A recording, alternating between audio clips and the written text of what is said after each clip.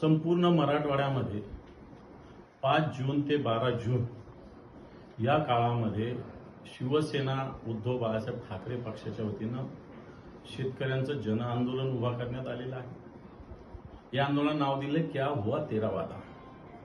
कारण ज्या पद्धतीनं सरकारने निवडणुकीच्या वेळेस वायदे केले होते, कर्जमुक्तीचे केले होते, बहिणीने 2100 रुपयाचे केले होते, SGSTच्या माध्यमातून शेतकऱ्याला परतावाचे केले होते, पीक विम्याचे केलेले आहेत, असे अनेक शेतकऱ्यांचे हमी भावाचे केलेले, हर घर जल आहे, हर घर नल आहे, हर घर छत आहे, असे अनेक वायदे सरकारने केले, परंतु याचं कोणतेही पूर्ण झाले नाही। म्हणून या सरकारला आठवण करून देण्यासाठी क्या हुआ तेरा वादा संपूर्ण मराठवाड्यात तालुका स्तरावर हे आंदोलन होणार आहे।